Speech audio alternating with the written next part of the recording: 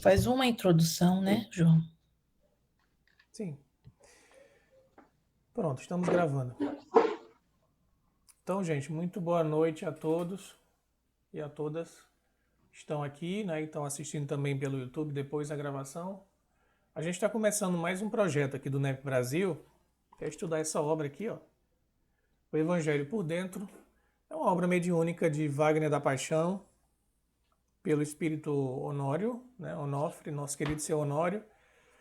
E é um estudo interpretativo do Evangelho de Mateus, à luz do Espiritismo. Eu estava folheando a obra, você vê que é capítulos bem curtos, né? Mas dá para você aprofundar bastante o que ele escreve em espírito.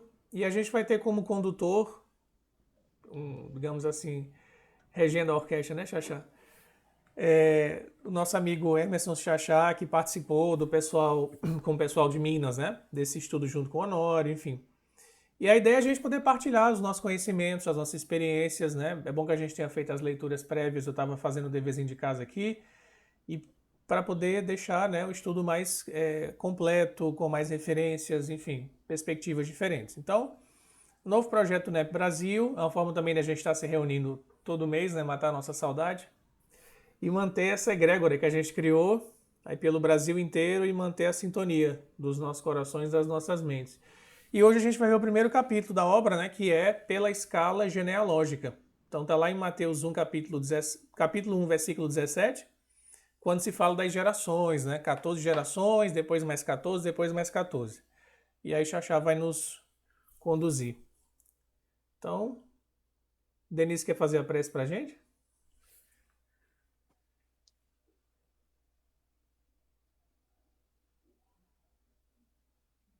Teu áudio tá fechado, Denise. Elevando os nossos pensamentos ao alto, mentalizando a imagem de Jesus, nosso mestre, nosso guia.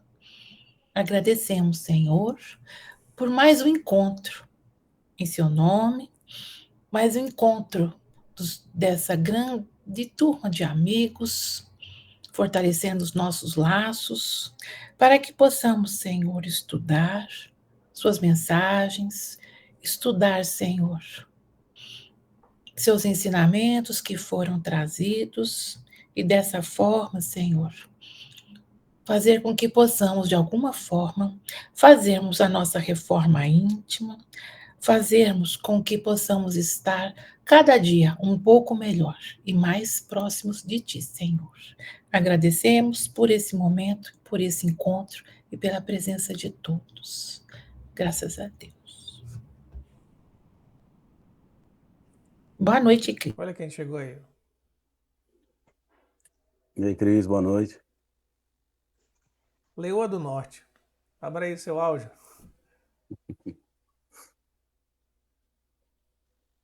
Eita, não está aberto não, Tá Cris. fechado, Cris.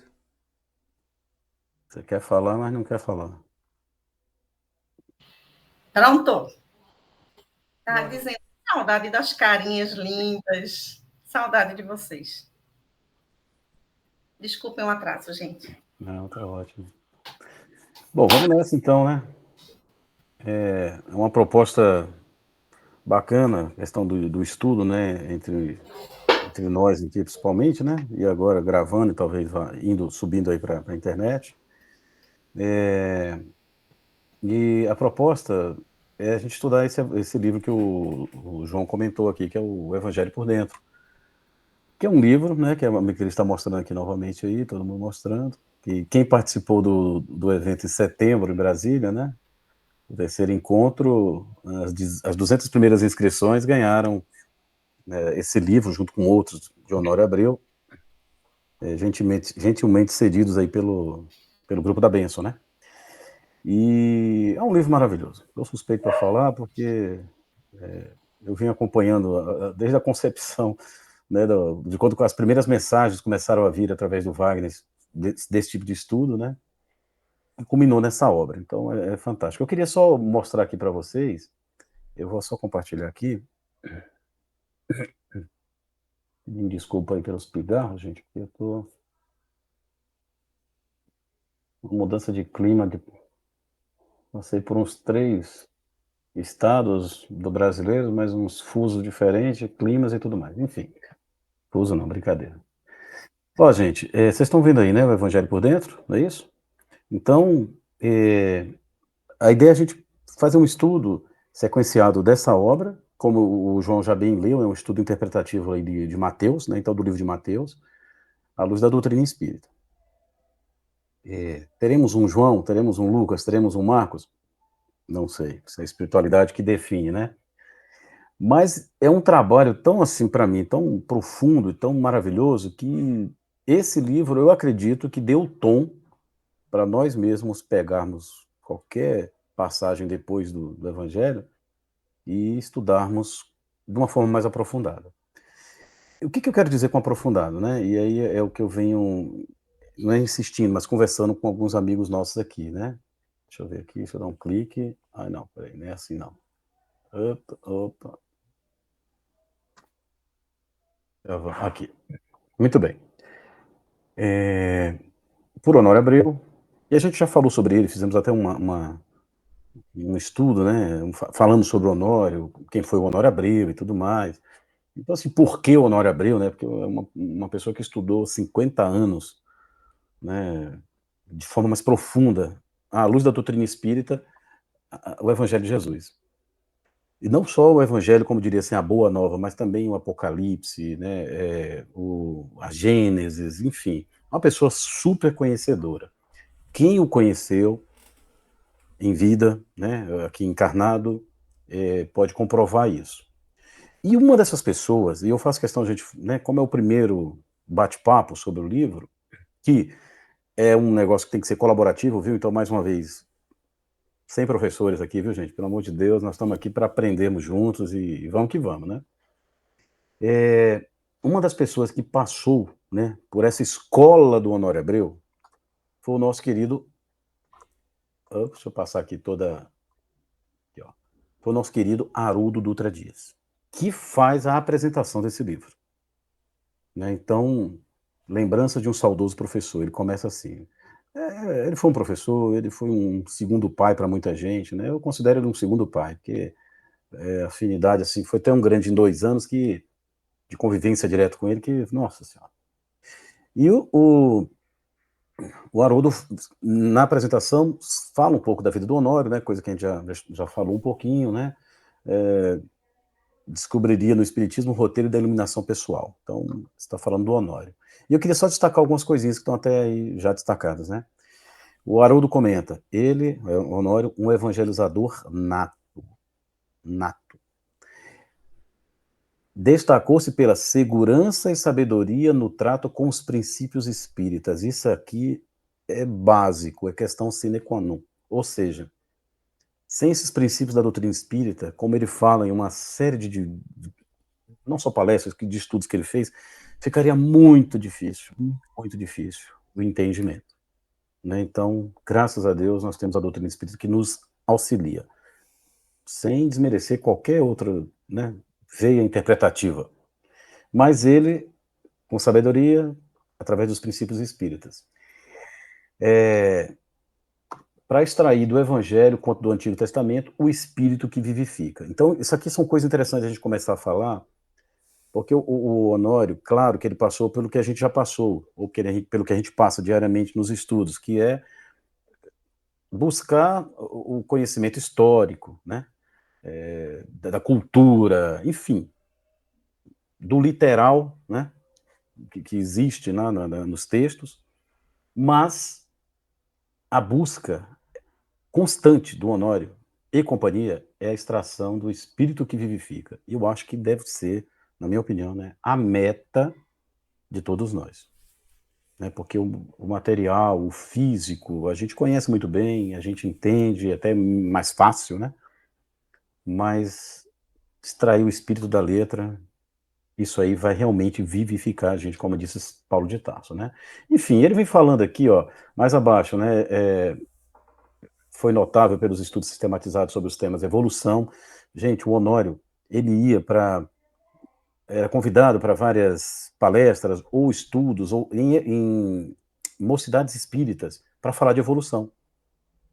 Então você imagina o que é o Honório falar para uma mocidade espírita sobre evolução. E dali ele começava a colocar o evangelho em tudo. Era uma coisa impressionante. O Haroldo está reforçando isso. No Antigo Testamento, Gênesis, Moisés, Apocalipse de João, no Grupo Emmanuel. Então tem um Grupo Emmanuel lá fundado por ele, né, lá no Belo Horizonte, onde o Haroldo até colocou aqui, aos sábados e pela manhã e terça-feiras à noite. Gente, eu já comentei isso, mas aquilo ficava super lotado.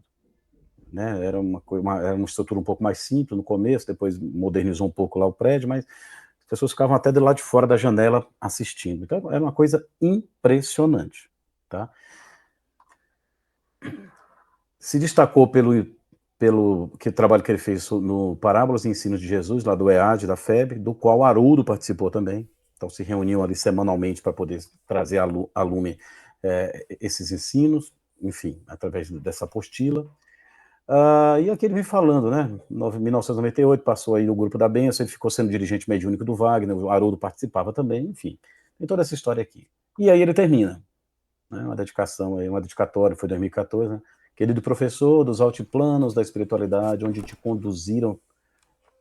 conduziram os teus atos genuinamente evangelizados e tua conduta ilibada, lembra-te dos teus evangelizandos que ficaram. Saudosos da tua palavra amiga, serena e sempre, sempre sábia. Era isso. Então, Honório, o Haroldo participou de algumas, ele acompanhou, então, enfim, fez um relato bem bacana. Oi, João. Tem uma expressão que Haroldo usa no comecinho que é assim, terra das alterosas. Isso é uma designação para Minas Gerais? É isso mesmo. Ah, legal. É isso mesmo, Terra das Alterosas. Olha aí. Nossa querida Minas Gerais. Minas tem um negócio, né? A Conceição que eu diga. É o país, né? Desde a Tem época do um nosso... monte de negócio, Minas. Tem muitas, inclusive pão de queijo, queijo. São lindas as montanhas alterosas de Minas. Exatamente, exatamente. E tem até uma colônia espiritual lá chamada Novos Horizontes. Gente, dedicada ao estudo do Evangelho, tá?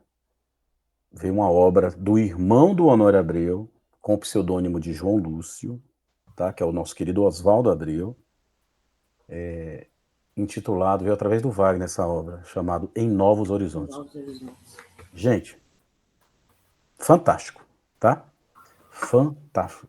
Uma colônia espiritual sobre Minas, de estudo do Evangelho. Bom, eu faço questão de trazer só alguns pontos aqui do prefácio do Honório Abreu. Essa mensagem foi psicografada em 2012, né? O Wagner estava fora do país e recebeu essa mensagem, que foi o prefácio já da obra que foi lançada em 2016. Gente, a espiritualidade trabalha de um jeito, né? E ele vem falando aqui, tá aí para todo mundo, quem tem um livro, o livro tem no Kindle também, quem tem um livro em mãos, né? Eu queria só destacar algumas coisas. O Honório fala, buscar o evangelho em sua essencialidade. Naquilo que é de essencial, no suprassumo do negócio, tá? Sem desmerecer tudo que o evangelho traz. Muito pelo contrário. Usando os tesouros dos esclarecimentos de Allan Kardec e o material que especialmente Emmanuel, eu fiz questão de destacar isso, né? Através do Chico, né? Trouxe para nós. Vocês vão ver muito o Honório falando, se reportando aos livros de Emmanuel. A obra do Chico, enquanto ele estava encarnado, foram 412 livros psicografados por ele. Depois mais alguns surgiram, né? Que estavam engavetados nas editoras. Todas essas obras tinham, do lado espiritual, o Emmanuel como coordenador. Todas. Livro Parnaso de Além Túmulo. Primeiro livrinho do Chico, com todos aqueles poetas. Emmanuel reúne a galera. Vai de poeta em poeta, pedindo para que deixe lá uma poesia e coisa e tal. Gente, é isso. Os bastidores contam isso. Então, Emmanuel que fez toda essa coordenação. Pode ver que a maioria dos livros de Emmanuel são prefaciados, do Chico são prefaciados pelo Emmanuel. Emmanuel é evangelho puro. Ele tem essa missão pelo que a gente conhece da história de Emmanuel, por ter sido Públio Lentulus, enfim, contato direto com Jesus, aquela história toda que os espíritas conhecem, que está narrado lá no há 2000 anos. Então, especialmente Emmanuel, porque o Emmanuel vai no foco de algumas passagens para trazer para o espírito. Muito bem. Então, como diz aqui, buscar o evangelho em sua essencialidade. Marchar com vigor pelos domínios de vasto território iluminativo, em que os valores imortais compõem as mais belas e expressivas condições de felicidade e de paz. É isso que a obra do Honório busca trazer para nós, sempre buscando a essencialidade. Aqueles que têm olhos de ver ouvidos, e ouvidos de ouvir, a gente tem que ter muita perseverança, muita disciplina, estudo reflexivo, para que inunde a gente de inspirações maiores. Para o terreno, né, o alto terreno da própria emancipação espiritual, é o que a gente busca. A doutrina espírita nos mostra tudo isso através dos seus princípios básicos, de tudo aquilo que a gente estuda com Kardec, né? A gente precisa dessa emancipação espiritual. Muito bem, bom, fala ali mais um pouco sobre o valor insofismável, já que a segurança e a harmonia íntima no plano das escolhas, ou seja, a gente tem liberdade de escolha, mas a gente precisa ter segurança íntima, precisa ter harmonia nesse plano de escolhas, para a gente não sair, entre aspas, escolhendo qualquer coisa, ou pegando, ou comprando qualquer coisa, qualquer ideia, né? Então, com Kardec, com Emmanuel e Jesus, esse é o roteiro que o Honório nos propõe para nós. Isso tudo são expressões próprias do trabalhador consciente do valor do Evangelho. Sem presunção, ou sem tendência ao egoísmo, do orgulho, da vaidade, de presunção, do personalismo, enfim, para que a gente respire o clima santificante da verdade sem véus. Aí, sem véus, pode ser uma série de coisas. Sem véus, sem alegorias, sem misticismo, sem bengala psicológica, sem nada. O Espiritismo veio para rasgar os véus. Então, do mais simples e ignorante ao mais sábio, a compreensão se dá, pode se dar. Então, a gente não pode pretextar ignorância ou desconhecimento ou falta de cultura para poder entender a mensagem de Jesus, que a doutrina espírita também tão bem deixa claro. Não podemos. Muito bem, finalizando aqui, só para a gente entender um pouco o objetivo da obra, né? Bom, com a permissão do Senhor, sob a tutela dos nossos benfeitores, sem qualquer pretensão exegética nos planos das técnicas e das discussões, tão ao gosto dos homens institucionais ou meramente intelectuais. Com Honório, a gente não vai ver esse preciosismo ou esse hiperfoco tão somente nessa pretensão exegética, simplesmente interpretar. Vamos interpretar, é assim, aquilo que ele tão bem fez, ensinou para a gente no livro Luz Imperecível, né? Aquelas dicas que já pega de Emmanuel, então, mas esse não é o objetivo da obra, né? Então, ao gosto de nós humanos aí. Ele continua, bom, o ideal lá embaixo, ele fala ambientalmente, nos circuitos evolucionais, nós temos a evolução como um dos princípios básicos da doutrina espírita. Como isso se dá? Kardec explica tão bem. Tá, ele explicou, mas e como que a gente chega lá? O Evangelho de Jesus explica para nós. Então, o objetivo da obra, ambientalmente nos circuitos evolucionais, segundo a revelação que o Senhor nos confiou, para que, pelo sentimento, cada qual possa oferir algo das bênçãos e das luzes. Essa aqui é uma frase que está bem destacada, até no próprio Kindle, porque muita gente destaca, que é o seguinte: Evangelho é fonte, e fonte de vida abundante. Daí o imperativo de buscá-lo com o que temos, como estamos, mas com vontade sincera de avançar e progredir. Eu não posso me dar por satisfeito, simplesmente porque eu estou num estágio, num patamar X ou YZ, eu vou buscar o Senhor dessa minha forma. Ótimo. como eu estou, maravilha, como eu sou, ótimo, mas sempre com essa vontade de avançar, sabe? Mas não é avançar, como foi falado aqui, no conhecimento propriamente histórico, geográfico, coisa e tal, exegético, não, é nessa evolução do espírito, que é individual. Não adianta, é individual. Eu não vou conduzir multidões. Se eu conseguir me conduzir bem, tá ótimo. Jesus é o Mestre Senhor, o Cristo é a nossa luz e nosso roteiro para a eternidade, busquemo-lo com perseverança e com bom ânimo. Não há, isso aqui eu acho fantástico, com respeito a todos os psicólogos e gente da área, tá? Ciente de que não há psicologia mais transcendente e eficaz que o Evangelho explicado à luz do Consolador prometido. Não existe. E finaliza, né? Deixa eu pegar a frase aqui rapidinho, peraí. Com profunda gratidão a Deus por poder compartilhar com os interessados todo o caudal da grande luz, a se espraiar em sabedoria e amor dentro desse circuito de força e revelação genuína. Olha o circuito de força e revelação genuína. Jesus, Kardec e Emmanuel. Tá? Temos outros autores espirituais? Claro que temos, né? A gente, através de uma mediunidade como a de Chico, tendo um espírito, um guia, um protetor, um pai espiritual, que era o Emmanuel, para o Chico, como o Emmanuel são pouquíssimos.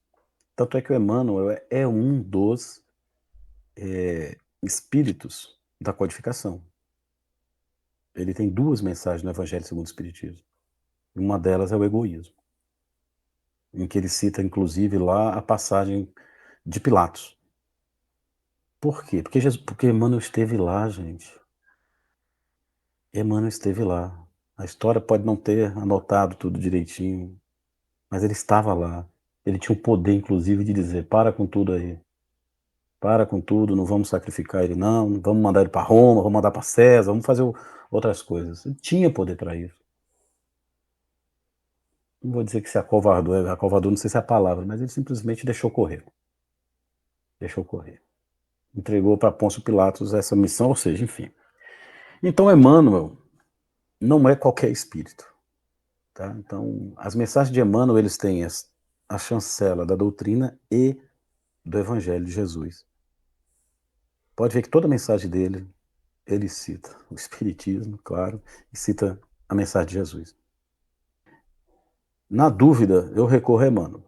Com todo respeito aos outros autores espirituais, com tudo que tem, se eu estou na dúvida sinceramente, se eu estou na dúvida entre o que a Amélia Rodrigues fala, vamos lá, me entenda, e o que está no Boa Nova, eu vou ao Boa Nova. Se existe alguma coisinha, essa história Humberto Campos conta assim, aí outro conta daquele jeito, aí outro, aí a gente, né, vamos ver. Eu prefiro ficar um pouco ali com o Chico e com o Emmanuel, e com a obra de Chico, desculpa, tá, gente? Do que ficar procurando outras fontes. Mas tudo bem. Fiz questão de falar isso aqui para trazer, né, o que o Honório já traz, mas são uns destaques aqui para a gente entender o que é estudar com o Honório, tá? É buscar o Evangelho na sua essencialidade. Com tudo que é possível para contribuir, tá, gente? Coisas, aspectos históricos, físicos e tudo mais, tudo contribui. Mas ele mesmo lembrou aqui, vou já passar a palavrinha para a Cris aqui, ele mesmo lembrou o que o Emmanuel diz lá no livro, aqui ó, no livro Caminho, Verdade e Vida. Né? Consoante já nos for explicado, né, que toda mensagem redentora, pois cada uma dessas mensagens se ajusta a determinada condição de nossa vida de espírito. Né? Cris, fica à vontade. Eu sempre fico pensando assim, todas os livros, as mensagens, né, desses espíritos, como a Amélia, né, que você citou, são maravilhosos, são deliciosos, né, e trazem pontos de vista, lógico, da experiência deles, né, de onde exatamente eles estavam, inclusive, naquele momento, com quem eles falaram, a gente sabe tudo. Mas eu sempre penso assim, na hora que eu estou apressada, que eu tenho que ir direto ao ponto, Emmanuel, corta o caminho. É como, ele, para mim, é assim, é o cortar o caminho.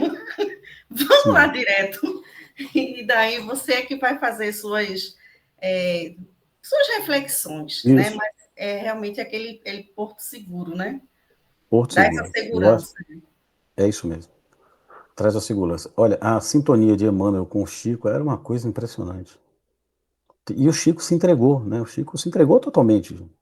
Tanto é que o Chico veio para escrever 30 livros e depois escreveu mais 30, depois mais 30. Depois até Wagner costuma até usar essa expressão, que até ele mesmo disse que ele foi, digamos assim, desapropriado dele mesmo para poder continuar a obra, né? Ele era muito fiel. Muito fiel. Então, enfim, tem muita história, né, em torno do Chico que chancela, né, essa mediunidade fantástica dele. E a sintonia dele com Emmanuel é uma coisa que ele comentava, que um determinado grupo de pessoas já estão juntas há 40 mil anos. 40 mil anos. Há um históricozinho aí de umas das passagens do Honório de que os capelinos vieram para cá uns cerca de 25 mil anos. Então essa turma vem de muito tempo, tá? Então, uma sintonia fantástica. Enfim, a personalidade do Chico na mediunidade foi construída ao longo do tempo, né? João? Não, eu adoro essa história espiritual da Terra, já li muito sobre isso.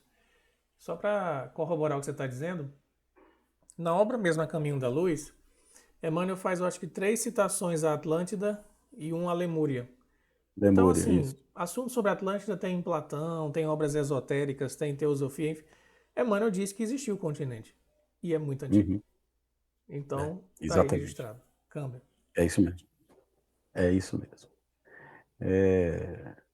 O Haroldo fez um estudo uma época em que ele falava sobre a fase, né, múltiplos de 7, em que existe um ciclo de 28 mil anos, 28 mil anos, né, para o planeta Terra. Então, enfim, para quem gosta de matemática, física e tudo mais, é um assunto bacana aí que Não, e Kardec não fala é... disso na Gênese, que é a precessão dos equinócios. A Terra gira como se fosse um peão, bem Uhum. devagarzinho, e é em torno de 28 mil anos, É isso aí. essa Pronto. precessão. Muito bom. E é isso, gente. Então, esse livro, que é o primeiro do Honório em espírito, né? Ele nasceu. Deixa eu botar aqui meu carregador. Já tá acabando a bateria. Eita. Eu sumi para Enquanto ele vocês aí, se gente. acha aí falando de número, Emmanuel gosta do número 10, né? É isso, Xaxá? Do número 10? Sim. Eu não Eu sei. observo assim, alguns movimentos, eu já noto, o É? número 10 sempre aparece, sempre está Ó, assim, 10 nas tá, capítulos, né? então. quantidades dele. Ele bota em Paulo Estevam, se eu não me engano. É. Legal. Bom, detalhes interessantes. Tem para todos os gostos. Tem estudo evangelho para todos os gostos e Todas as curiosidades. isso. Bom, gente, aí o Honório mandou esse livro, né? Eu me lembro muito bem quando o Wagner estava escrevendo ele, que ele até compartilhou com algumas pessoas, né? Algumas mensagens. E foi numa fase bem meio turbulenta, né? Do movimento espírita como um todo. Mas e aí veio o Mateus. Gente, a coisa é tão assim. O grupo da Benção e nós aqui também em Brasília, em outros lugares, a gente estava estudando Luz Imperecível, na sequência ou não, tal, ou só por passagens. E aí o Honório manda esse livro, aí já é o Honório do lado espiritual.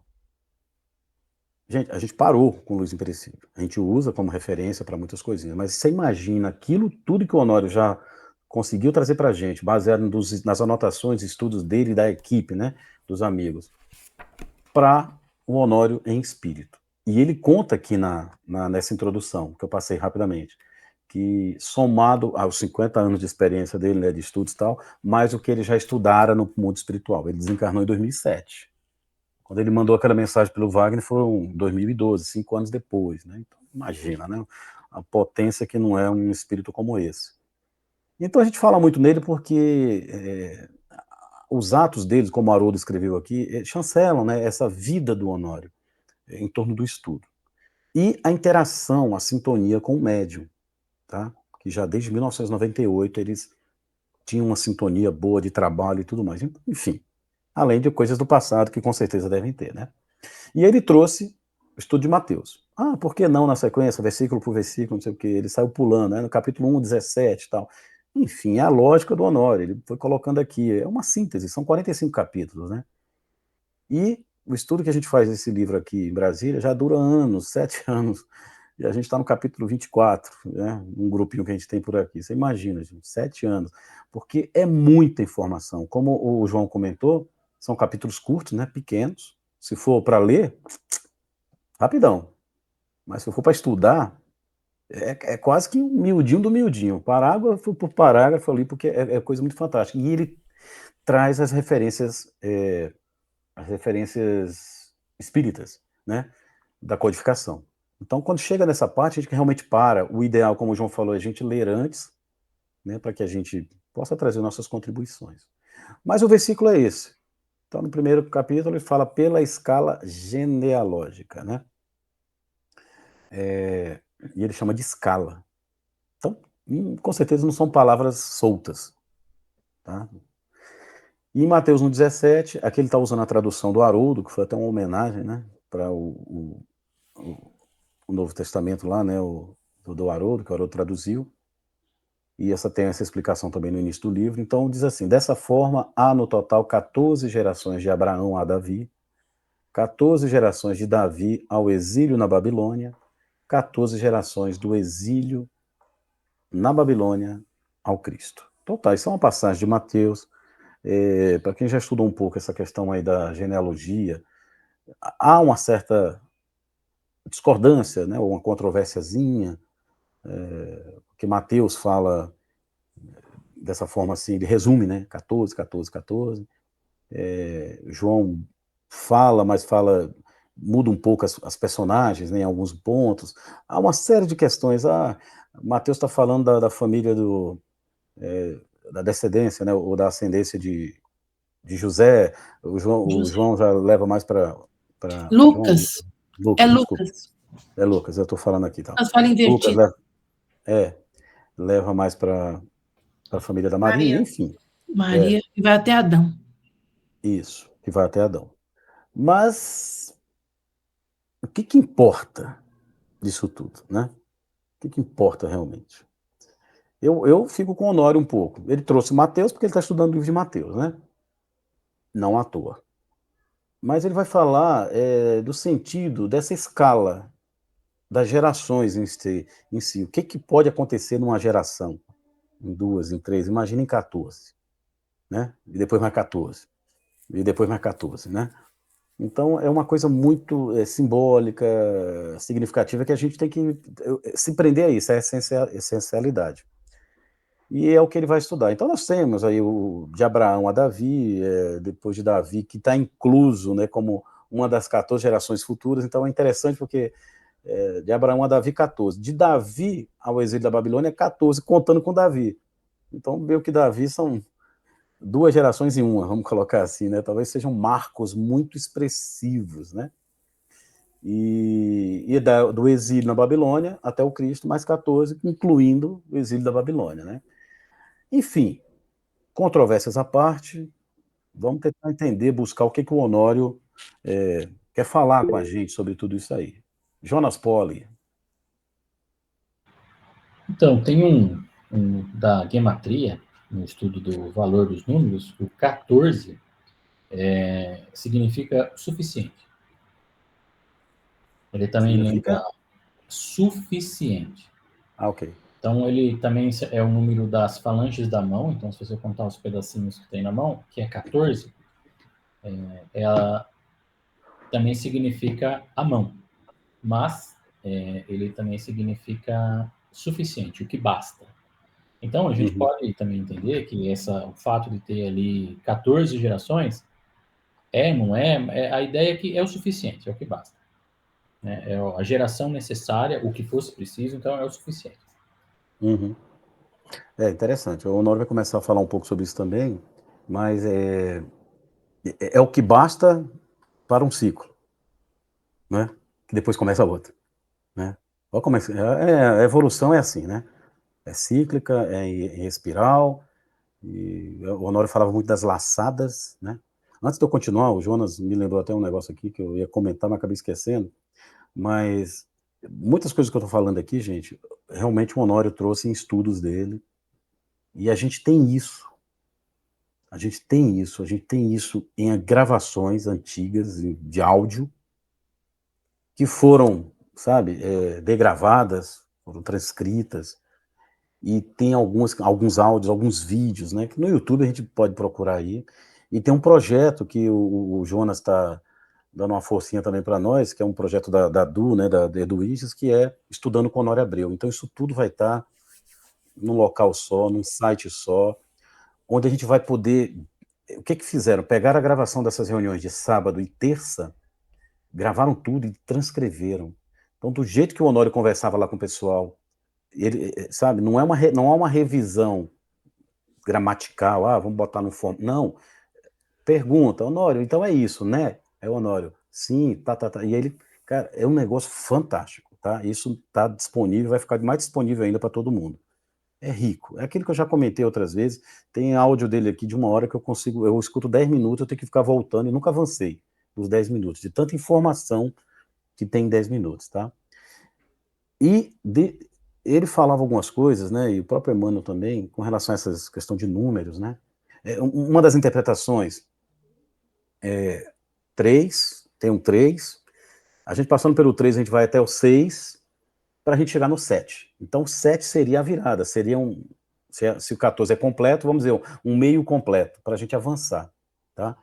Tem interpretações do 666, o Emmanuel traz lá, no Caminho Verdade e Vida, ou no Consolador, desculpa, ele traz uma explicação sobre o 666, mas também tem pessoas que interpretam, já teve comentários, acho que do Honório, não sei se do Haroldo, falando que do 6, que a pessoa cai, escorrega e volta tudo de novo, tem que fazer o 6 de novo, 6 fases, depois volta de novo para fazer 6 novamente, para tentar virar para o 7.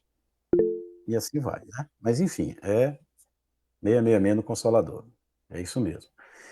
E o Honório traz aqui para nós, deixa eu ver se eu consigo. Tá aqui.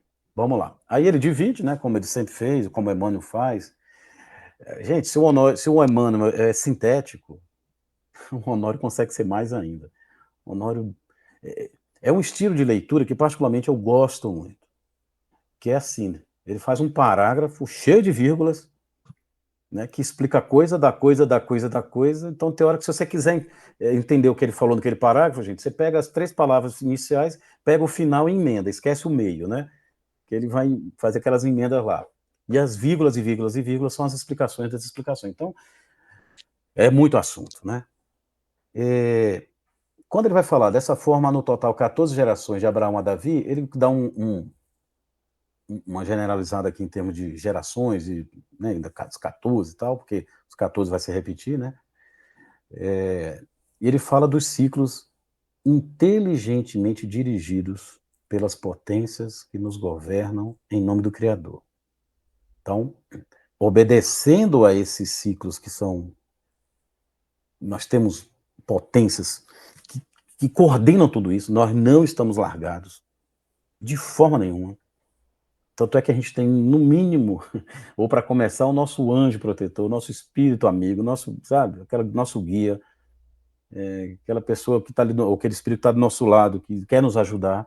E temos essas potências que governam em cocriação no plano maior, como diz o André Luiz, né? Aquelas pessoas que conseguem cocriar coisas impressionantes, enquanto que a maioria de nós estamos naquela cocriação em plano menor.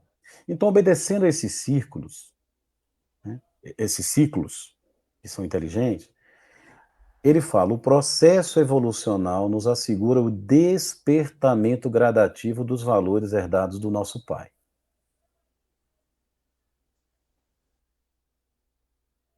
Essas gerações, uma geração aqui, fisicamente falando, ou atualmente falando, né? A minha geração, a geração do meu pai, da minha mãe, a geração de um e do outro. Nessas gerações já existem mudanças meio que gradativas, outras nem tanto, às vezes mais rápidas, né? Imagine transportando isso para a nossa vida de espírito. O que seria uma geração? Né? Seriam aqueles 30 anos, 40, 50, 80 anos, que a expectativa de vida só aumentando, né? É isso.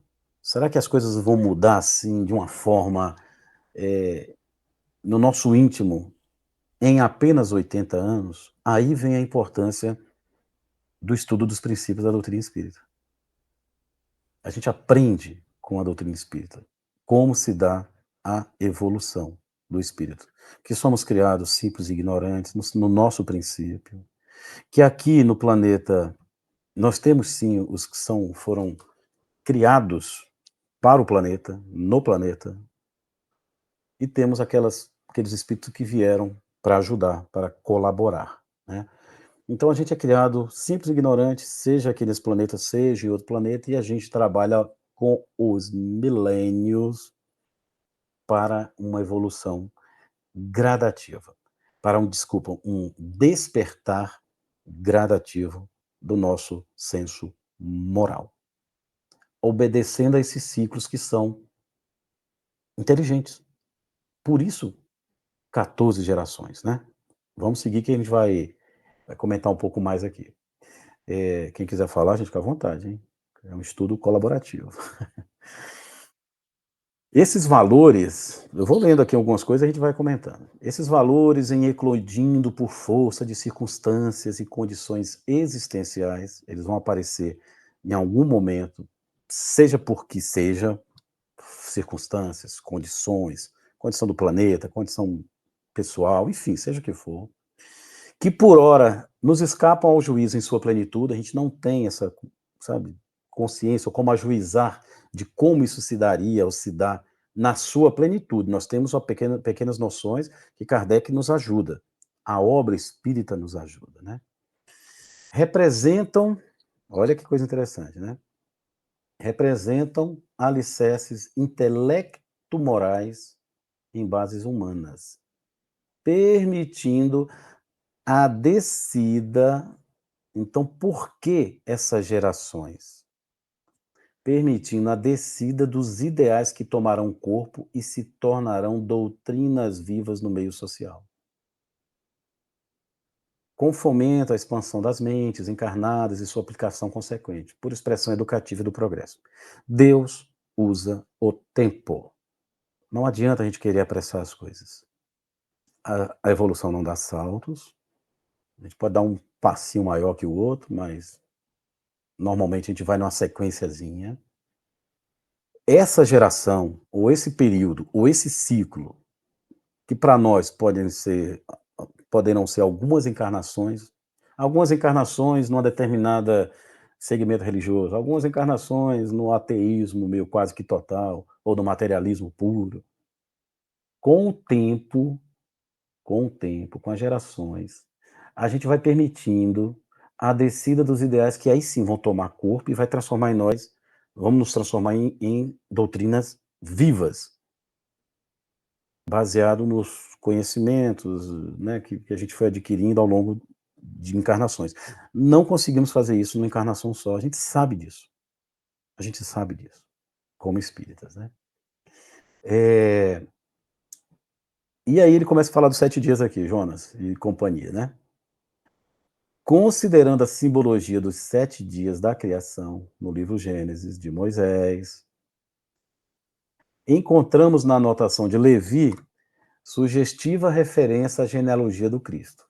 Essa primeira parte, ele estava explicando aí que existem essas gerações e é mais espiritualmente o que seria, tá?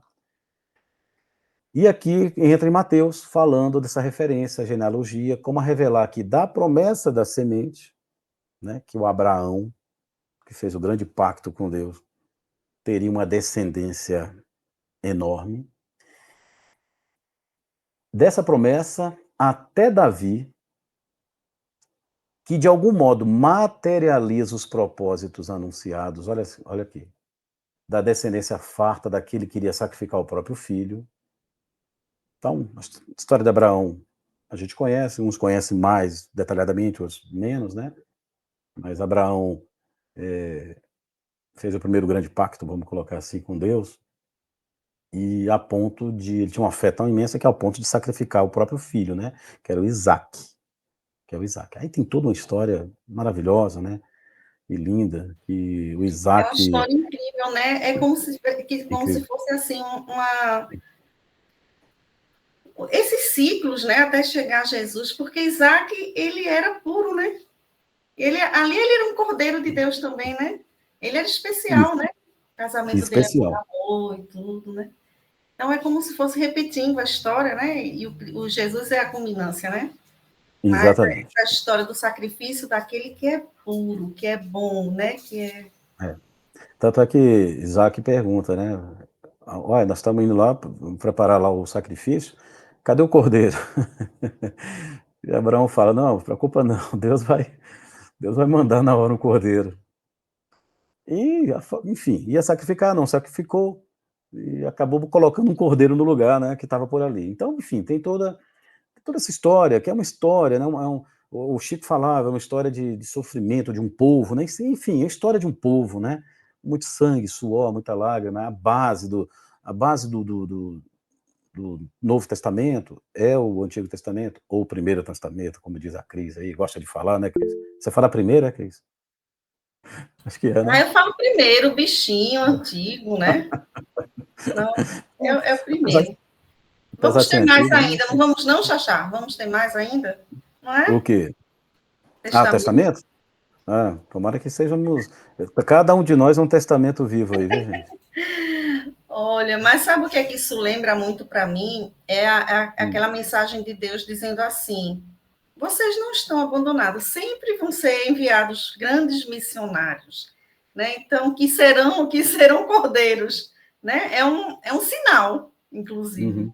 né? Quando a Sim. gente vê esses sacrifícios de outras formas hoje em dia, mas são cordeiros e sempre existiram, né? Sempre vão existir. Obviamente, a gente tirando aí da história Jesus, como o próprio tempo fez, tirou ele da história, ele está realmente, né, num patamar diferente, mas nunca estaremos Uhum. abandonados, como você estava dizendo aí. Não está desgovernado, não está faltando ninguém no Não, leme, não, está tudo não. certo, está tudo do jeito que a gente, né, construiu. É, talvez a gente tivesse assim um pouco meio que a deriva, é, porque meio que estávamos entregues a nós mesmos, né? Vamos colocar É. assim. Mas eu queria, vamos deixar, acho que o João falar primeiro, depois é o Silmar, depois a gente complementa aqui. Pode ficar à vontade, João. Só para ressaltar, né, que assim como na biologia a gente vê a natureza fazendo muitos ensaios até chegar numa espécie mais perfeita que a providência considera já ok, no âmbito moral acontece a mesma coisa. É isso que o Honório traz aqui. Como Cristo citou a questão de Isaac, depois se repete em Jesus, e a gente vê padrões e tipos, né, genéricos que se repetem até chegar numa experiência exitosa. Então, a natureza não trabalha de pronto. Não é uma coisa assim, fast food, já tá, não é assim. É ensaio, é tentativa e erro, e a coisa vai se repetindo para chegar na forma mais aperfeiçoada. E a gente percebe aqui esses 3 ciclos de 14 anos.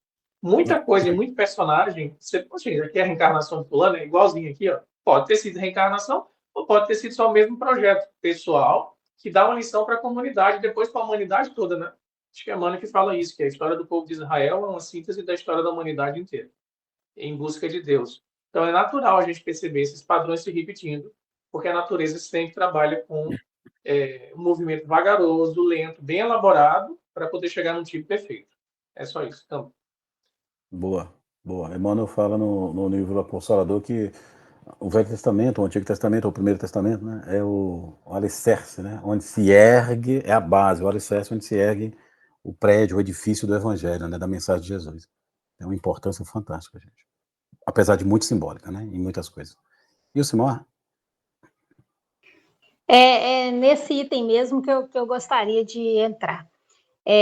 A importância de ter de nós, principalmente espíritas, que às vezes somos resistentes ainda com o Antigo Testamento, e de ter essa base, de ter essa compreensão de como que essa história casa com o Novo Testamento e como que, quando eu vejo o Onário fazer esse link aí, meu coração enche de alegria, porque é uma forma de mostrar como que nós devemos conhecer, pelo menos o básico do Antigo Testamento, para que a gente possa começar a entender essa essencialidade que o Honório nos mostra aí. Não é? Então, é de extrema importância mesmo.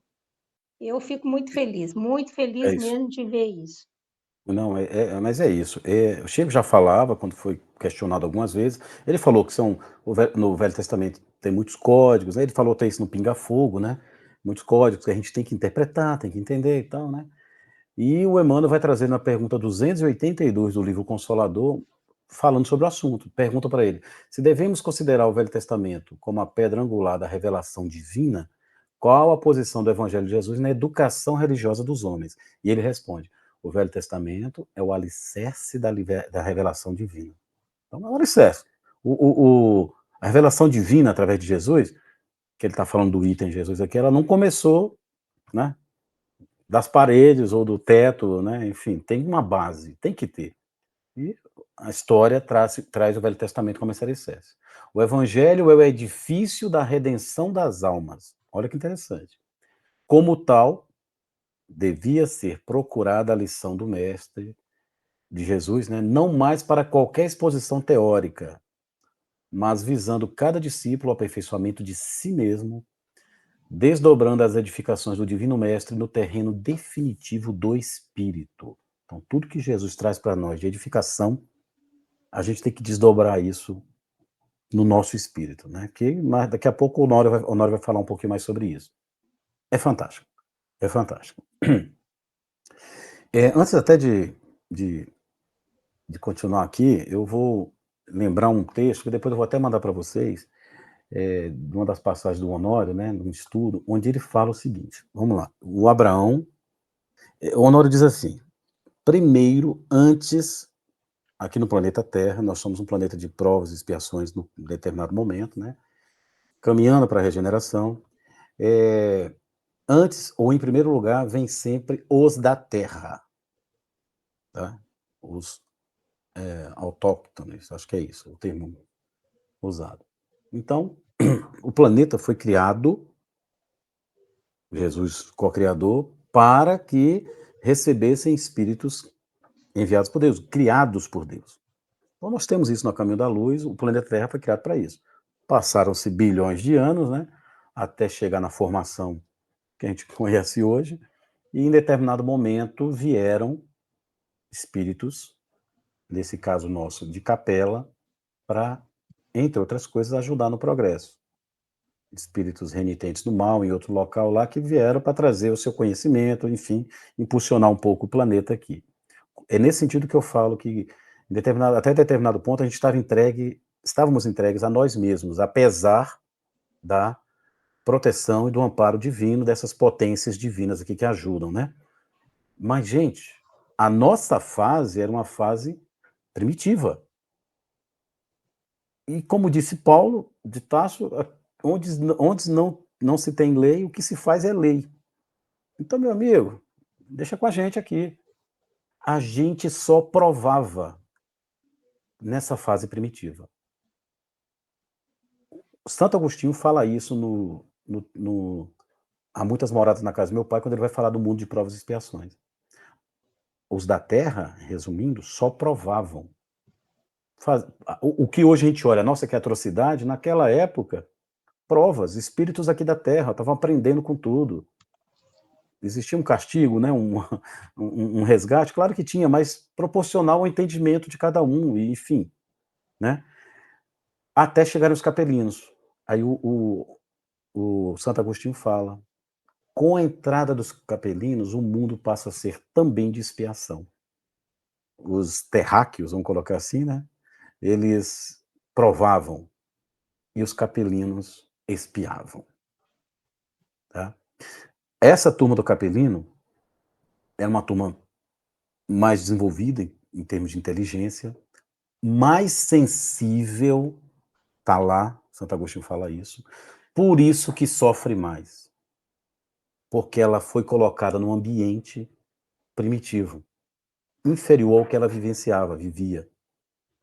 Está mais sujeita às mudanças morais e até físicas do planeta, em termos de doenças e tudo mais. Está tudo explicadinho lá no Evangelho segundo o Espiritismo, né?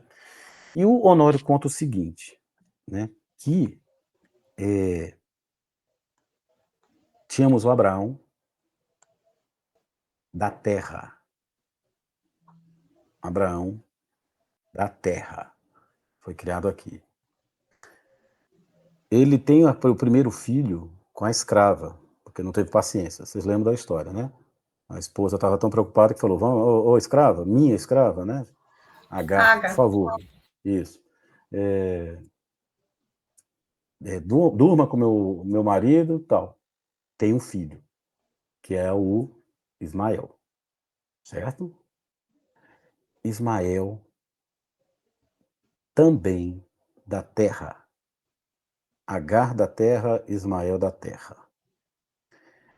Depois disso, Sara tem um filho de Abraão, que é o Isaac. Isaac capelino. Isaac já capelino. Tá? Então, esse é o Honório que traz. Eu tenho o texto, me cobrem, que depois eu mando no grupo aqui para vocês. Tá? E daí essas gerações... É interessante, porque o Abraão, ele meio que foi um ponto central para tratar dos terráqueos, dos autóctones, dos que estavam na terra, e também para receber os capelinos. Simbolicamente falando, viu, gente? Se isso tudo aconteceu, porque está grafado, está escrito, passou da tradição oral, que depois passou para a escrita, beleza. Nós temos uma história muito bonita, por sinal, né? Agora, espiritualmente falando, nós temos esse começo, né, primeiro de junção e depois de ramificação entre Ismael e o Isaac. Tá? Então tem toda uma história bacana. Por isso que é de Abraão a Davi, que passa por Isaac, que passa por fulano, que passa por Cicrano, que lá na frente vai passar por Jacó, que é pai de José, né? Que é o mesmo Jacó que está numa das gerações passadas, muito provavelmente, tá? Como o João até comentou aí, às vezes eles mesmos voltando, né? Para continuar a tarefa. Tem até aí já é uma ilação, né? Que dentro da leitura do livro Paulo Estevão, que a gente percebe um pouco a personalidade de Estevão como a mesma do Isaías, o profeta, né? Olha que coisa interessante. E o bate-papo que ele tem com Pedro, quando o Pedro tá ali, ele tá convalescendo, né, e tal, e o Pedro tá lá cuidando dele, é justamente em Isaías que eles se encontram, vamos colocar assim, né? Então é muito bonito, é muito interessante, porque bom, enfim. Então, seguindo aqui, isso, você abriu aí, você quer falar? Não, né? Não, né? Tá bom, Não. beleza. Não, beleza. Ô, Xaxá, Oi. quando fala assim desses dois irmãos, né, Ismael e Isaac, e eles Uhum. tomam destinos totalmente diferentes mesmo, né? Porque Uhum. Ismael, ele vai liderar um povo, né? Vai. De Isaac vem as tribos, né? Vem Ismael, aquele povo isso, separado, né? Que ele vai isso, ser um grande rei, né? Um isso. grande guerreiro, né? Legal. Tem todo. Tem muita história dentro da história que se a gente fosse aprofundar em cada um deles aqui, um Não anda, né? seminário, né? Mas, como disse bem o João aqui, ó, né, trazendo Honório, cada uma dessas gerações constituindo-se de investimentos formadores de nova mentalidade, já submetida aos propósitos salvadores de Deus. Porque desde o começo, Deus está coordenando tudo, está comandando tudo, e já tinham a tradição, né, do Deus único, do grande Senhor, né? Então, essas gerações, ainda com esses propósitos salvadores de Deus, fomos renovando, né, e, enfim, formando novas mentalidades. Sugestivo associar semelhantes providências reencarnatórias com os 40 anos do povo hebreu no deserto. Isso que a gente já estudou muito, a gente sabe. O povo não era uma distância muito longa, né, do Egito lá para Canaã prometida, mas o povo se perdeu, entre aspas, né? Rodou ali em círculo, foi para cá, foi para lá, para um pouquinho, descansa um pouquinho, né? E ficou 40 anos no deserto, mudando a mentalidade ali, novas pessoas nascendo. Então, gente, tudo muito simbólico, né? Os 40 anos podem ter sido 40 anos mesmo, claro, né? É toda uma história aí, mas já dá essa noção de mudança. Em 40 anos, muita coisa acontece. Muita gente desencarna, mentalidades mudam, enfim. A gente sabe da história ali, porque o povo, nesses 40 anos, foi sustentado por Deus, né? pelos anjos, pelos espíritos, até com a comida. Até com a comida. Muitos se rebelaram, outros nem tanto, voltam atrás, desce lei, quebra a tábua, volta a lei, enfim, teve de tudo até chegar na culminância lá em Canaã. Então, é interessante fazer essa associação dos 40 anos, sob a custódia da lei, para a formação de nova mentalidade renovada, segundo a revelação recebida por Moisés. Quando saiu do Egito, da escravidão, até passar esses 40 anos aí, então muita coisa tinha mudado, enfim. Muita coisa nova foi inventada, né? Os guardiões lá das leis, enfim. Trouxe muitas novidades também. Gente, eu não sei como é que está o horário, como é que seria isso aí, gente? Nós somos 9 horas, o que é que vocês querem de fato aí? Porque nós só Normalmente passamos é por 1 hora 14 e meia, né? gerações. De estudo. Pode ser, vamos embora então. Para você tá tranquilo? Não, tá tranquilo, vamos seguindo. Aí a próxima aí é que o pessoal está querendo mudar o horário, aí a gente vai se coordenando aí, né? Tá bom. Interessante que, voltando aqui, ó, rapidinho, quando ele vai falar do Davi, aqui, então de Abraão, que foram das promessas, né, ele não vacilou na fé, tudo bem, mas ele duvidou talvez dessa descendência que tivesse, dessa semente e tudo mais, né? Mas de Abraão até chegar em Davi, que nós temos gente, mas é gente, viu? Vocês vão bem lembrar disso aí, deixa eu só ver aqui, ó. Deixa eu ver se eu acho aqui rapidinho. De Abraão a Davi, gente, nossa senhora. Abraão, Isaac, Jacó, Judá, e Abraão teve 8 filhos no total, né, com 3 esposas. Jacó, Judá, esse mesmo Jacó aqui é o Jacó que vai aparecer lá na frente como pai de José, tá? Segundo Honório. Pérez, Arão, e assim vai. Jessé até chegar em Davi. Então é gente pra caramba. Então, Honório diz, de Abraão até Davi, que de algum modo materializa os propósitos anunciados. Então, quando chegou no grande rei Davi, tá? Já se passaram 14 gerações, então tudo que foi anunciado, predito, dito e coisa e tal, façam isso, façam aquilo, meio que materializa ali, que aí Davi vai ser o pai de Salomão, que aí começa a outra geração, né? A outra sequência, incluindo Davi. 14 gerações de Davi até o exílio da Babilônia. Então a gente sabe, o povo hebreu é um povo sofrido, um povo, né, segundo a doutrina, o povo que mais devia na contabilidade divina aí, né, dos povos capelinos, eles não encontravam terra para eles, não encontravam local, não encontravam paz nem sossego, né? Até hoje a confusão é feia naquela região lá, não estou dizendo das pessoas porque os capelinos se espalharam, né? Mas são 14 gerações também de Davi ao exílio. Lembrando mais uma vez que falei no começo, né, que Mateus fala em 14, há uma controvérsiazinha aqui, outra ali, mas são talvez esse que o Jonas disse aí, o completo. Completou-se um ciclo, né, para aquele chegar naquele momento. De Davi ao exílio. Alcançado o patamar do conhecimento mais apurado, então, nessas 14 gerações passadas aí, o conhecimento, de certo modo, foi mais apurado da lei, já existia um caminho traçado e trilhado da fé que iria sustentar mais ainda as próximas gerações. Então, até que o povo era preso, vilipendiado, roubado, sacrificado, mesmo na Babilônia, cheio de deuses e outras coisas mais, e eles permaneciam com a fé no Deus único. Então, é uma coisa incrível para um povo, né? Para um povo que já tinha essa crença, essa confiança de uma existência de um único Deus como todo-poderoso, criador de todas as coisas, né? Então não tirava isso dele, como hoje não tira da gente mais, né? Nós que somos cristãos, né? Oi, Cris. Ô, Xaxá, e uma coisa linda também é a questão da obediência, né? A obediência a esse Deus, né? Eu tenho impressão, assim, que o fato deles terem tido um encontro com Jesus antes de chegar aqui na Terra, imagina, você tem um encontro com Jesus e ele dizer assim, olha, mas espera aí, porque eu vou, né, cuidar de vocês. e eu vou estar com vocês, eu vou pessoalmente lá e vou estar. Imagina, você receber, escutar isso do Cristo, do governador planetário. Você vai com uma certeza, com a segurança, você nem sabe, mas aquilo ali é muito maior do que você, né? Aquela experiência é muito maior do que o seu entendimento. Esqueça o entendimento, você não sabe o que é, como, quando, quem, como eles não souberam, de fato, né? Quem, nem quem era, quando Jesus chegou, não reconheceram, mas aquilo ali ficou gravado, certamente, no imo, né?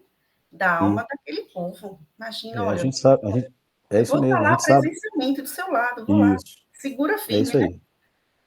A gente sabe com o Emmanuel dessa promessa, né, ele recebe esses milhões de espíritos aí e promete que viria aqui.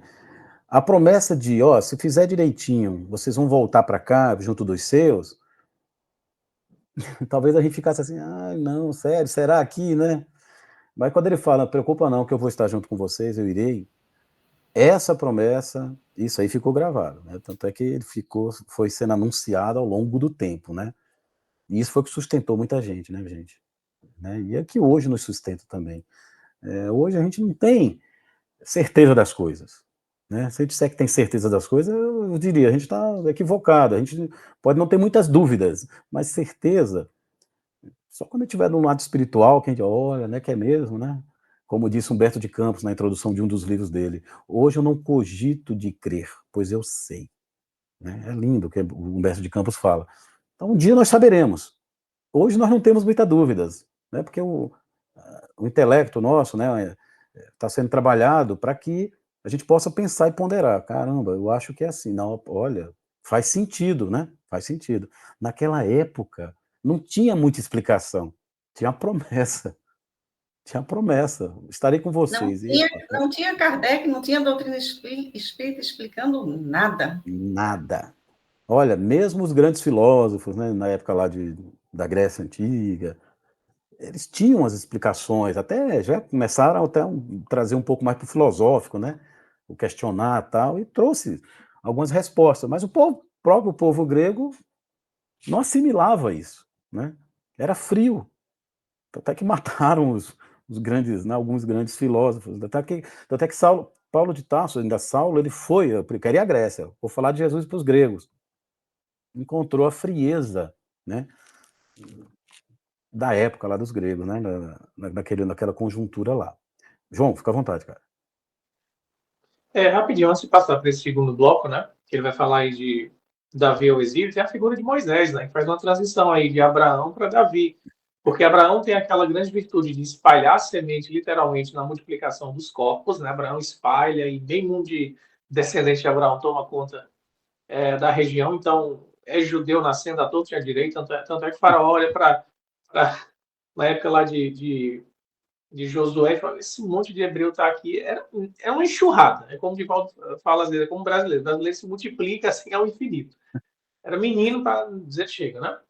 E aí nesse processo vem Moisés, aplica, né, toda a missão dele em revelar a lei, e quando vai chegar em Davi já tem a lei com Moisés, né? Então ele já tinha uma referência de como viver bem segundo a vontade de Deus. Não era mais uma questão de, falou só com Abraão, apareceu um profeta ali. Não, a lei já estava posta.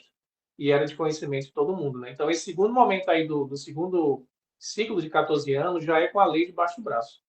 É Então, é um isso aí. processo assim. Você está na sua frente aqui os 10 mandamentos e os outros. Então, não tem mais como pleitear que foi só um que recebeu um contato espiritual, só outro, né? A gente tem que ter em mente Isso. isso. No segundo momento pós-Davi, a lei já estava presente para eles. Então, Boa. Bem observado, até antes mesmo de passar, porque você vê a missão do Moisés, né, gente? A missão que Moisés teve em mãos aí, porque organizar esse povo, um povo, né, que ainda estava se reorganizando aqui no planeta, com a promessa, mas com muitas dúvidas ainda, realmente. A partir daqui, já está consolidado, né? Já está consolidado. Alcançado o patamar do conhecimento mais apurado da lei, que expressa a verdade, divina em síntese, aí começa. Começam os testemunhos. Para que a gente está aprendendo evangelho, gente? É para achar bonitinho e ficar, que legal, pô, tô com o Senhor, Deus, ó, uhul. Para dar Gente, um testemunho. agora vem o testemunho. Aí sim. Imperioso caminhar para os testemunhos depuradores de concepção e buriladores de propósitos e realizações. Então, a partir de Davi, simbolicamente, né, falando que ele representa uma época, né, vamos colocar assim, né, gente, a gente já está meio que apto aí a fazer alguns testemunhos, né, que vão depurar. Então, estamos caminhando. Jesus é o ápice. É o ápice. O Honório diz lá no livro Religião Cósmica, Jesus é o ápice que a gente almeja aqui na Terra. Tá? Então, na Terra é o ápice. Outro ciclo de 14 gerações que culmina no exílio. Usando aí o que o Jonas Poli trouxe, né? Mais um ciclo para se completar, para se fechar ali, para começar um terceiro aqui nesse caso. Olha que interessante, são 3 ciclos de 14 ou 6 de 7, porque o 7 já é uma conclusão de um ciclo. 14, dentro do mesmo, amplia mais o negócio. Outro ciclo de 14 gerações que culmina no exílio. Isso é tão simbólico. Por quê? Olha aqui. Induzindo-nos, deixa eu tirar isso aqui, talvez saia, a refletir, com base na revelação espírita, acerca das leis morais, dos movimentos expiatórios e provacionais, vou marcar separado aqui, que antecedem ou antecedendo a iluminação das consciências pelo amor. Então, esses 14 ciclos, essas 14 gerações novas, nos levam a muitos testemunhos, buriladores, mudança de concepções, movimentos expiatórios de provação, que vai anteceder essa iluminação da consciência pelo amor. Que amor é esse? Que amor é esse? Eu sempre tive um problema com esse negócio de amor, gente. Acho que é porque eu não amo bastante, né? Mas vamos que vamos. A gente fala muito do amor, mas realmente, que amor é esse? Né? E aí, para falar um pouco de amor, eu costumo recorrer a Emmanuel, né? Desculpa, gente, mas e Emmanuel traz nesse livrinho aqui, ó, Pensamento e Vida, né, que todo mundo conhece. São 30 capítulos maravilhosos de um livrinho que é uma apostila falada no mundo espiritual para quem vai reencarnar. Ele adapta para os encarnados. 30 capítulos maravilhosos. E o último fala de amor. É isso que eu ia dizer agora. E que ele finaliza com amor. Vem a morte antes, né? Se eu não me engano, 29 é a morte, né? E aí não acaba aí, que é o que provavelmente a gente esperaria. Aí ele acaba com amor. É incrível isso. Com amor. Gente, o amor, o que ele descreve aqui, aí a partir de então eu começo a usar isso aqui como referência de amor. Claro, nós temos o amor do Xaxá para com os seus, o amor, sabe? Mas o amor, segundo aqui o Emmanuel, nessa cartilinha, ele começa assim: o amor puro é o reflexo do Criador em todas as criaturas. Então, sintetizando, o amor puro é o reflexo de Deus em todas as criaturas. Que mais na frente, ele vai falar em outra coisa aqui, que não tem tempo da gente falar agora, mas é lindo. E ele diz assim, que esse amor, e como Deus usa o tempo, ele também espera que a gente reflita esse amor dele entre as outras criaturas no nosso tempo. No nosso tempo. Então, e um pouco desse meu reflexo pode ir para coisas que eu vou colocar um pouco mais de amor. Por isso que a gente tem quem ama muito mais a família, a esposa, o filho, acima de qualquer outra coisa, né? Pode até amar a Deus, acima de tudo, mas em segundo vem os meus. Vem o meu cargo, vem o meu carro, vem minha família, vem minha cidade, vem minha nação. Não tem problema. Não tem problema. Ele fala isso aqui. Deus espera. Deus não age com precipitação de forma nenhuma, né? E vem falar que o amor mais profundo, ou o amor, um exemplo maior de amor, é o que Jesus, né? Eis porque Jesus, o modelo divino, enviado por ele, por Deus à Terra, para clarear-nos a senda em cada passo do seu ministério e tudo mais, blá, blá. E culmina com aquela frase maravilhosa que a gente usou até no evento, né? Por isso que Jesus deixou para nós: amai-vos uns aos outros como eu, Jesus, nos amou. Então, o exemplo de amor Tá aqui, quem quiser mais, tá lá no capítulo 30, né? Pode falar, Jonas. Então, a gente tem uma passagem lá do Bom Samaritano, quando em outra passagem, outro doutor da lei tenta Jesus, e o doutor da lei pergunta assim, mestre, o que eu hei de fazer para herdar a vida eterna? Aí Jesus responde assim, o que lês? Como está escrito? Como lês? Uhum. Aí o doutor da lei disse, amais a Deus com toda a sua força, todo o entendimento, toda a tua sabedoria, e o próximo como a ti mesmo. Ou seja, estava escrito onde isso?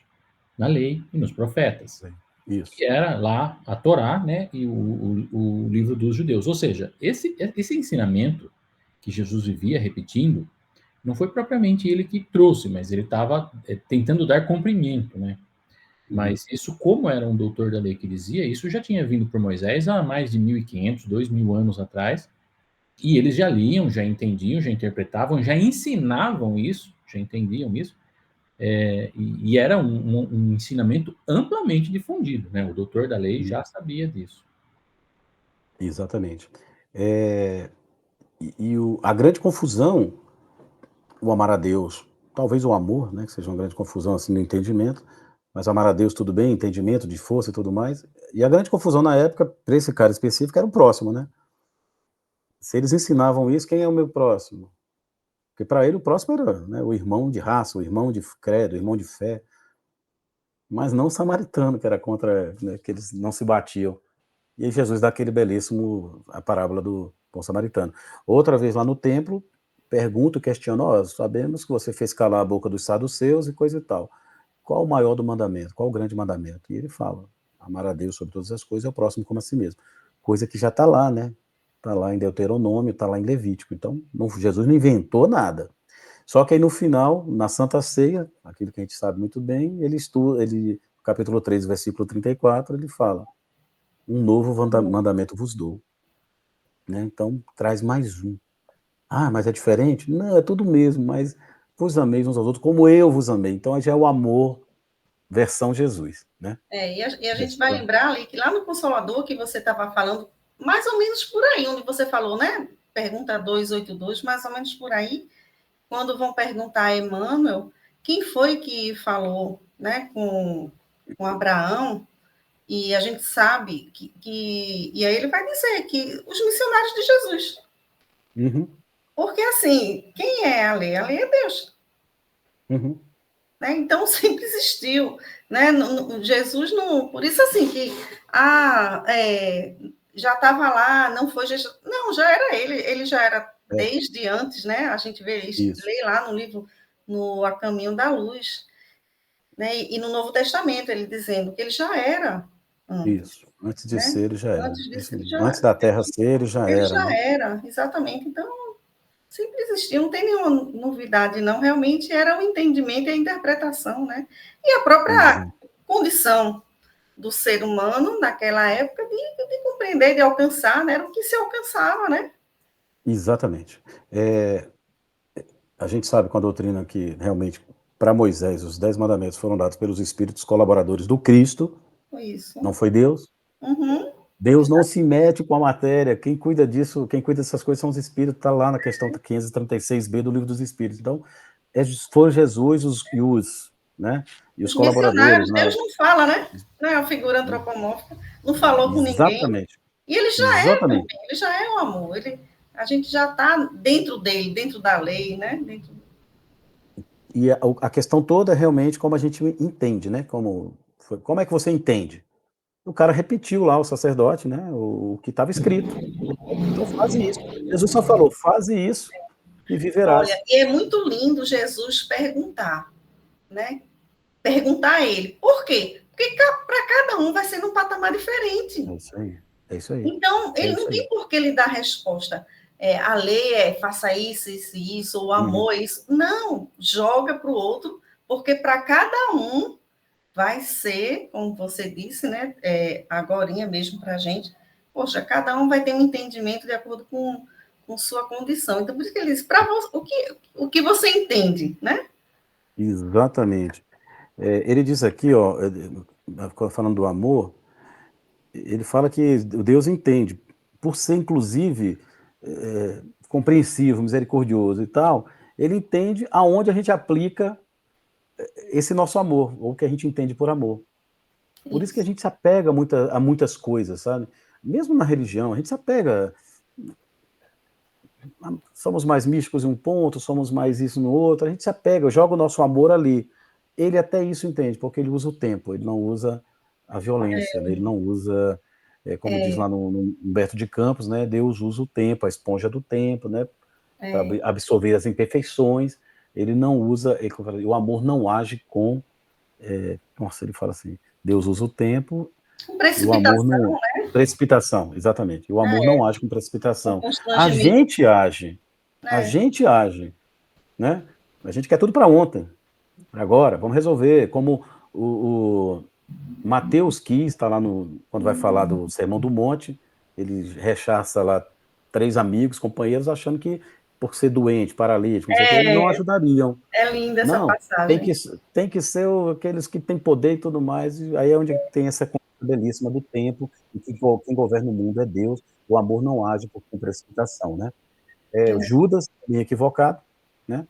Então, uma alma equivocada. Preferências, nem privilégios, né? Todo mundo tem o que dar, todo mundo veio de tem que Deus, dar. todo mundo está nele, todo mundo tem o DNA do amor. Agora a gente quer resolver de uma hora para outra, do meu jeito, né? Ou do jeito que aquele grupo acha que é. Então, peraí, seja qualquer grupo, religioso, político, é daquele jeito, vamos embora. E Deus está lá no comando, né? No comando. Claro que a gente tem que fazer a nossa parte. Sempre. Então, esses movimentos expiatórios, provacionais, vão iluminar a consciência pelo amor. E tomara que seja, né? Por esse reflexo, esse amor puro, esse reflexo de Deus nas criaturas. Depende de cada um de nós. Ensina-nos Jesus que é necessário tomar a cruz, renunciando a si mesmo para segui-lo. Aí vem a questão do exílio. Olha o deserto aí, gente. Olha o exílio, né? Paulo foi para o deserto. O João Batista foi para o deserto. Pregava no deserto. Todo exílio significa incursão em si mesmo. E pode se dar por imposição externa. Nesse caso, os hebreus foram invadidos lá, acabaram com o templo, vamos embora, vamos lá para a Babilônia, todo mundo. Entre seres e povos, até que a em si mesma ação voluntária, essa palavra, Emmanuel, eu gosto de usar algumas vezes, caracteriza um ser que se encontrou por dentro de si próprio, nos valores herdados da providência. Pode falar, João. Não, só pedir para, assim, estou vendo a hora aqui, para você fechar esse raciocínio e a gente voltar na próxima semana nesse segundo momento, porque vai ter um ponto aí de escala espírita que ele vai citar aqui e dá para a gente falar muita coisa. Então, acho que se a gente for correr para terminar esse segundo, ainda para o terceiro hoje, vai ficar atropelado. Só para dar uma dica para a gente fechar, e aí quando for na próxima semana, retornando esse segundo bloco de 14 anos, vai para o terceiro, né? Sugestão. Câmbio. Certíssimo. Eu, por mim, não tenho problema nenhum. Agora vai ser semana que vem ou é no mês que vem? Como é que vocês querem? Não, mês que vem, eu falei errado. Aqui é acostumado com estudo semanal, eu me empolguei. Não, mês que vem. Então tá bom. Bom, então isso aqui é só uma pincelada rápida, né? Porque depois vai ter realmente essa questão do Livro dos Espíritos, mas o exílio é um momento em que a gente vai se isolar, fazer uma introjeção, uma introspecção, que no passado a gente usava muito como um encastelamento, ou a gente ia para os mosteiros e monastérios, e criamos com isso, segundo Emmanuel, está lá no livro 50 anos depois, o sacerdócio organizado, né? Então a gente buscava essa fuga. Está lá muito claro no 50 anos depois. Eles não queriam se contaminar com o mal, né? Aí eles se encastelavam, ficavam atrás dos muros e tal e coisa. Criando lá suas coisinhas. Diga, Cris. Que era precisa, não é? Porque ele mesmo está dizendo aí que no início tinha que ser assim imposto, era importante, né? Mesmo assim, poxa, que ideia estranha, não tinha necessidade disso. Não, para aquele momento tinha mesmo. Você fala do quê? estou falando desse enclausuramento, desse deserto obrigatório. Não, tudo bem. Eu até te entendo, mas fisicamente é controverso. Eu não digo nada que a gente possa se reunir em comunidades ou em grupos, né? Hoje em grupos e tal, mas Emmanuel é categórico lá no livro 50 anos depois. A gente pode até revisitar, até para a gente falar um pouco disso mais na próxima exposição, em que o que levou aquele encastelamento, aquele isolamento físico em monastérios foi o receio, o medo e, em alguns pontos, até a soberba de achar que não posso me contaminar porque agora eu sou do Cristo. Então, existe aí né? Isso falando fisicamente, viu, Cris? Porque aqui a intenção é trazer para o espírito, né? Exato. Esse isolamento que é o momento do, sei lá, do desgosto por alguma E coisa. às vezes é obrigatório quando assim, por exemplo, quando de repente eu passo por uma situação muito desesperadora, uma de abandono, por exemplo, uma situação de abandono, não é voluntário, né? Mas é para que eu vá para dentro, que eu faça esse mergulho para dentro. E aí depois ele fala justamente disso. Tem momentos que é preciso que seja assim, na infância da gente, né? Mas quando a gente vai amadurecendo mais psicologicamente, aí essa ensimesmação que ele fala é justamente eu querer refletir por mim mesmo, né? Não precisar mais de ter que passar por essas experiências tão dolorosas de abandono, né? Mas eu mesma buscar, já fazer esse movimento naturalmente, né? Dessas reflexões, desse ensimesmamento, né? Não, tá certo. Eu estou rindo aqui da Conceição. Não, A Conceição botou aqui. eu ia O falar João já rapidinho o está ali, ó, seguinte. coçando a barba. É um minuto, Mas né, olha, Joãozinho? mas olha, eu já terminei aqui, a gente pode retomar desse ponto, viu? Porque realmente Sim. isso aqui dá um seminário. Fica à vontade, João, depois Isso o é Murilo muito quer bom. falar, e agora... Falar do... o deserto é um símbolo muito importante. A gente tem que voltar aqui, porque falar de deserto é muito importante. Isso aqui é muito importante. Então, com o que ele estava falando em Chachasco, falando coisas diferentes e se complementando. Esse ensimesmamento psicológico é muito importante, né? Joana fala do processo de individuação, de você realmente ter autonomia, você volta-se para dentro, se afasta do contato externo, você rompe o ciclo com a sua mãe, aquela coisa que o bebê acha que é uma coisa só com a mãe dela. Mas eu entendo também a questão do sacerdócio organizado. Veja, na história do povo judeu, não tem experiência de isolamento. Teve só uma, para dizer que não teve, foi que eu estudei com o professor Celestino no mestrado, dos essênios, mas aí havia uma missão específica para aquele grupo. É muito específica, assim, um profeta ou outro é retirado, faz o voto de Nazireu, né, se afasta mais, porque era especificamente para uma missão para um determinado período de tempo. Mas não tinha experiência coletiva, assim, grande no povo judeu, de ficar se isolando dos outros. Essa experiência é estranha, é uma experiência estranha. E se a gente pega o modelo do povo judeu, como sendo um modelo, como Emmanuel vai dizer, assim, de vivência, né, de uma revelação espiritual, daquilo que é um contato mais próximo com o espiritual, eles não tinham essa experiência. A ideia é você fazer família, é ter filho, é viver o laboratório da família. Quando você se isola, você ganha em um bocado de coisa, de você ter mais tempo para se dedicar a estudo, enfim. Mas você perde um contato do testemunho, né? Fazer o testemunho dentro do mosteiro, assim, todo mundo cantando canto gregoriano e vendo jardim bonito, é mais fácil. Então, esses excessos de isolamento eu também vejo muito como fuga, né? E nossas fugas, eu acho que eu já tive alguns sonhos meus que eu me vi assim como sacerdote. Eu acho que eu já tive isso e realmente às vezes você tem decepção, né? Eu fui só para fechar meu testemunho aqui, para uma cidade aqui serrana da Paraíba que tem um mosteiro de carmelitas, e no dia que a gente foi visitar, por coincidência elas estavam lá, na parte da missa, assim, nossa, vocês vieram na hora que a gente estava aqui e tal. E aí um colega perguntou, por que você veio para cá? Teve algum romance, assim, ela baixa a cabeça e tal. Muitas estão ali por decepção amorosa, por decepção com a vida, né? Ah, o amor não existe, então vou me isolar aqui porque Deus é um amor real, vou ficar colado em Deus. E é fuga muitas vezes, é medo da vida, né? E isso acontece. Isso de fato acontece. Então, viu? Antes de passar aqui até para o Murilo, nós vamos falar mais do deserto, não só da próxima, para falar de ensimesmação, mas no próximo capítulo, no seguinte, vai falar do deserto, que era do João Batista, né? Enfim, pregando no deserto e tal, e o Honório vai trazer muito essa questão do deserto. Tá? Sobre o enclausuramento e tudo mais, eu não diria, sabe, Cris e demais, que foi uma necessidade, mas, com todo respeito, vou dizer assim, foi uma invenção. E quando se inventou, virou meio que uma regra em alguns momentos, né, enfim, e as pessoas faziam, tanto é que a gente vê até hoje, né, até em outras religiões. E na cristã, muito teve isso. Tanto é que a Alcione ficou enclausurada lá, junto com as freiras e tal, enfim. Já que existiu a regra, que inventaram, vamos trilhar ela aqui naquilo que for necessário para alguns grupos ou momentos, né? Mas que lá no seu conceito atrás ele foi equivocado, aí particularmente eu fico com Emmanuel, tá? Sim, com certeza. Esse ensimesmamento, ele tem que ser interior, sempre. Não que eu não precise de ajuda, né?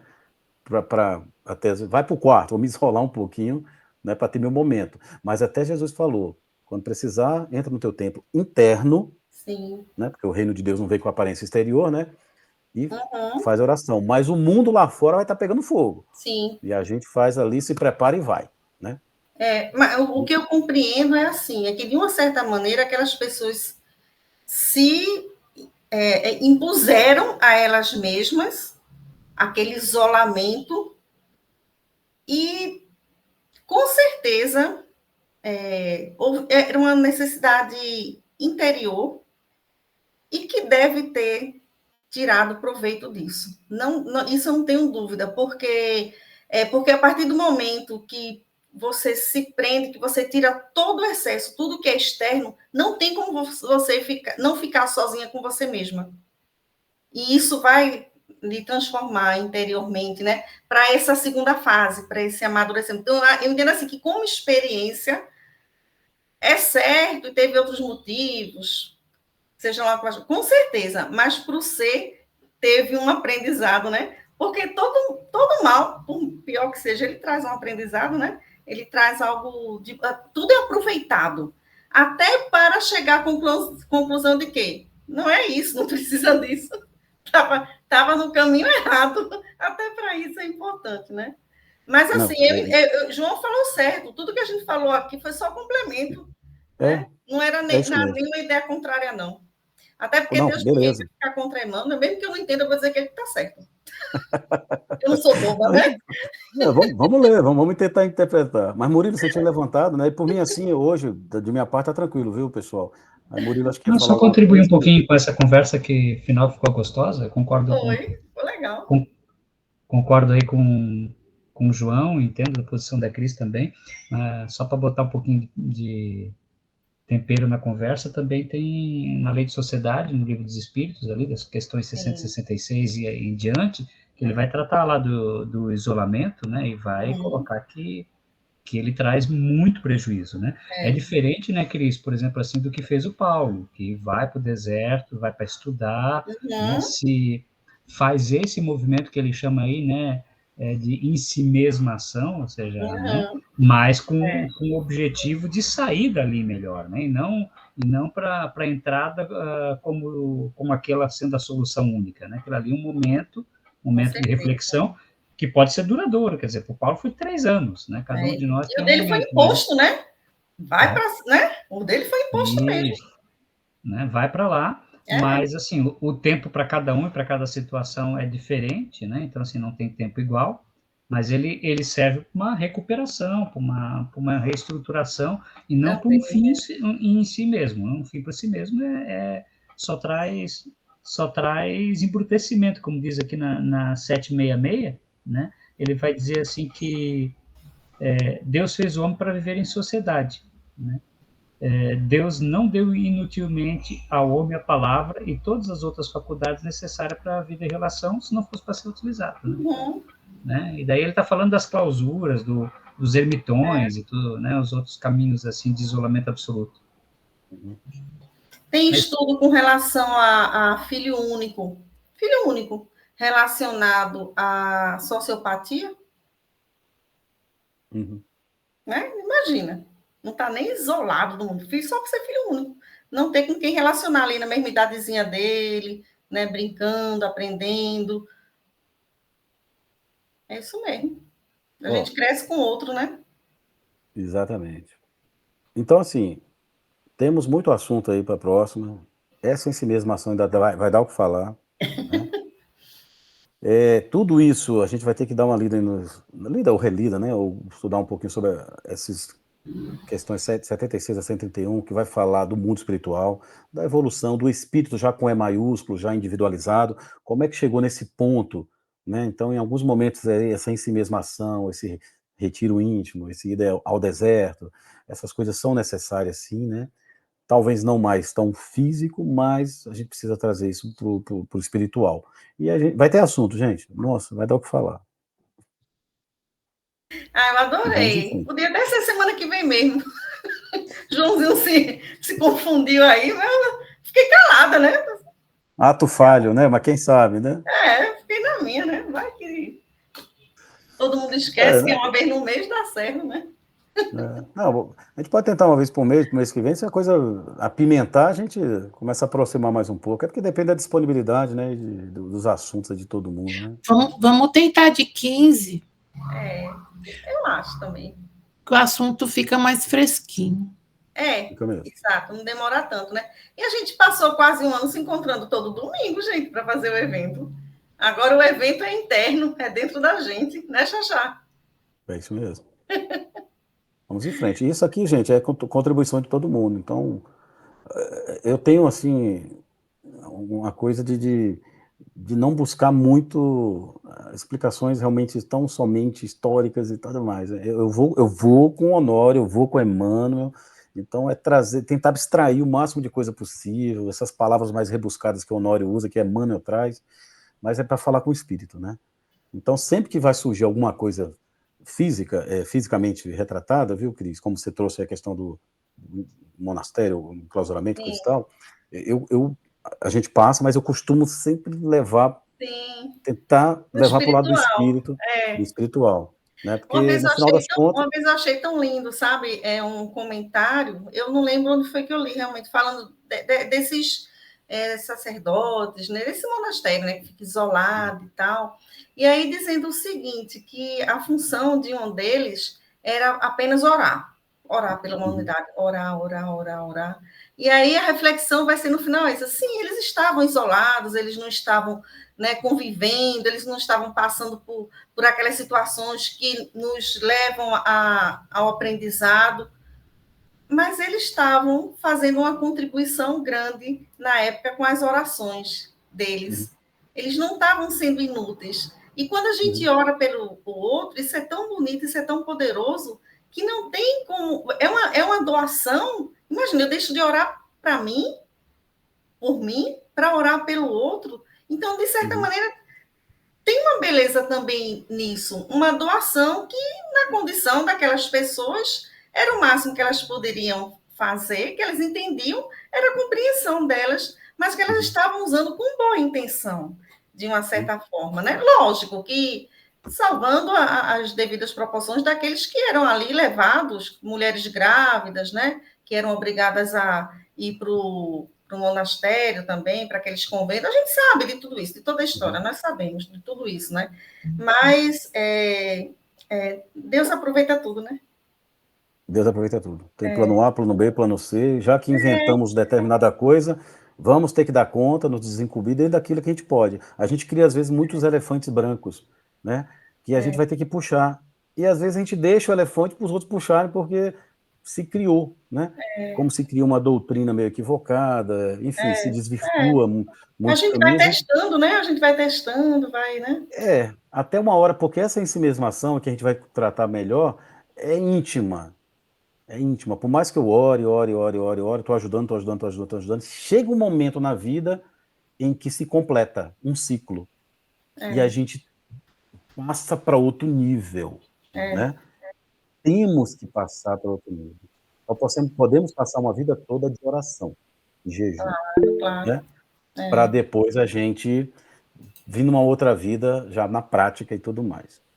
Graças a Deus a gente já compreende isso, né? Tá. Gente, avançamos aí. A Conceição já não está coçando a barba, mas está dizendo que vai ter que sair, né? Pão de queijo, que ela não comeu ainda, que eu levei ela comer. Eu não vi Mas ela beleza, beliscar gente. hoje, não, pão de queijo. Só se foi escondida, viu? Desligou a câmera, foi? Obrigadão. Não. Para comer? Mas Não? se quiser tirar uma foto ou não, não sei o que você vai fazer. João, calei. Vamos tirar uma Ah, foto? deixa eu... Outra. Faz o registro. Cris, passa aí, Cris, então. Lá vai. Pronto. Deixa eu colocar lá, deixa eu ver se ficou legal. Antes da Conceição Mas, sair. Lembrando que eu estou gravando, né? Tá no OBS, eu acho que tá dando certo aqui, eu estou monitorando, eu vou colocar no YouTube, tá? Tá de bom. qualquer forma, assim, eu ainda não tinha visto, eu gostei muito do estudo de hoje, sabe, Xaxá? Eu ainda não tinha visto esse estudo dessa forma, da genealogia de Jesus, em 3 ciclos de 14 e relacionando com a nossa evolução mesmo, espiritual, intelectual e É moral. legal. Não tinha visto mesmo, sabe? Achei assim fantástico, bem interessante e que vale a pena realmente a gente se aprofundar. Olha, tem uma hora que dá um pulinho lá para poder José nascer, ele não faz parte fisicamente, o mesmo pulinho que dá em Jesus? Eu vou Como olhar, assim? eu vou olhar de novo a escala, a Não, árvore. não, mas tá, não. Mas Não tem é? José. Mas tem José, filho de Tem Jacó. José, né? Que dá um Tem pulinho. José, tem Tem José. José. Na verdade, a gente sabe que a genealogia não é como a de hoje, que tem uma questão sanguínea. Lá não Uhum. existia essa questão. Para eles não Foi fazia. mesmo Eles não se tentar importavam com isso, não. colocar, não é isso? Jesus Exatamente. dentro dessa cronologia até Davi. Foi uma coisa colocada, Uhum. onde se escolhiam as pessoas, né, para caminhando para trás. Exatamente. Sabe? Exatamente. É Mas isso. O muito Mateus deve ter dado uma arrumadazinha também. bacana. É, Se não colocava o descendente próximo, colocava o cunhado, o irmão, para seguir e chegar lá, entendeu? Exatamente. Foi dessa forma. Aí vem o Honório, com Emmanuel, Jesus e Kardec, e Exato. para trazer essas gerações para um espectro mais do espírito íntimo, né, da gente. Então, você vê, tem toda uma história que tem todos os seus detalhes, mas vamos trazer isso como ciclos completos ou meio completos e tal, para a gente avançar para outro ciclo e outro ciclo e outro E ciclo. aí você vai transformar esses ciclos também para cada um de nós, na nossa própria vida. É isso aí. Isso? Esse é o Vamos lá? objetivo. Com Porque certeza. eu não dou conta, não estamos aqui para dar conta da vida do outro, mesmo. Mesmo. É a nossa, claro. Vamos juntos. Mas eu vou responder por mim, né? Cada um nas suas etapas. Suas etapas. Muito bom, gente. Então vamos terminando, né? Para a gente poder fechar. Empolgante, fica aí o convite para as sequências que a gente vai ver ainda. E lembrando que se a Clara destacou no começo, a Emmanuel não está preocupado, e nem o Honório está preocupado com a parte da minúcia exegética, né? Esse aqui, ó, foi colocado aqui e tal, ele pega, não, gente, aqui são ciclos de gerações e a gente vai tirar a lição psicológica deles, né? A gente vai tirar a lição psicológica e espiritual. É muito importante isso. Tá bom. Quem quer fazer a prece para a gente terminar? Quem fez a inicial foi Denise, né? Eu posso fazer Quem a chegou final. por Eu último, fui a última, quem não chegou foi, por João? último foi Sabia que você ia Cristiane. dizer isso. Eu gosto, né? Eu adoro fazer uma prece. Eu acho que era aqueles coroinhas de igreja. Não vou dizer. Não perde a oportunidade de fazer uma prece. Mas vamos lá, a Conceição caiu, né? Beleza, vamos orar por ela também. Né? Senhor Jesus, nosso amigo de todas as horas, Honório de Abreu, que nos oportuniza esses momentos de aprofundamento no Evangelho. Como disse nosso querido Haroldo no final do prefácio, cuida de teus evangelizandos nesse caminho que estamos trilhando para dentro de nós, para esse estar na intimidade do Cristo que o Senhor fala. Gratidão por Xaxá estar sendo esse médium, né, desse evangelho por dentro do coração, como está na capa do livro. Obrigada pelos amigos que aqui estão, obrigada pelo amparo espiritual que nós sentimos desde o início nesse estudo. que sigamos com seriedade, com amor, com alegria, com esse espírito de curiosidade, de aprendiz com que nos encontramos e nos intitulamos humildemente como aprendizes, como mínimos seguidores do nosso querido amado Jesus. Gratidão aos amigos espirituais que conosco estiveram, hoje e sempre, possamos ter os próximos dias de reflexões, de reverberamento, desse estudo de hoje maravilhoso, com amigos queridos, e todo esse sentimento possa emanar de nós para todos aqueles que cruzem nossos caminhos, para que possamos compartilhar o Evangelho de Jesus. Que assim seja. Obrigada, Xaxá.